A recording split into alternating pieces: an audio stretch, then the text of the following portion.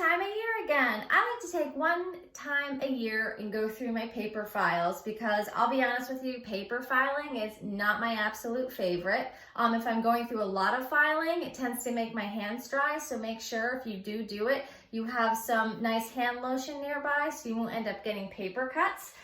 Manila folders are my favorite way to keep everything because they're easy, and my favorite is that if I am using a manila folder and say maybe this category doesn't work any longer, it's no longer viable, I can just turn it inside out and use the other side.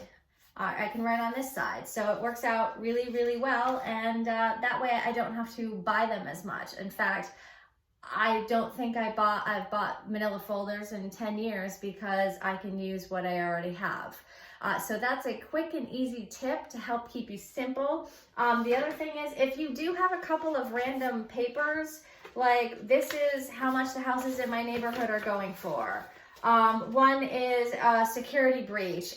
That is, neither of those would have, it would be one piece of paper in that file. So if you have a couple of things where you're like, this doesn't go anywhere, and it would only be one piece of paper in a file, and it's probably not something you need to refer to, but you do either need to or want to keep it, then it is okay to have a miscellaneous file. Just don't let it get too filled up. Like, follow, comment, and if you are looking to get your home office, your paperwork, your house, all of that stuff decluttered and organized in a simple system so that it works for you, DM me and let's talk.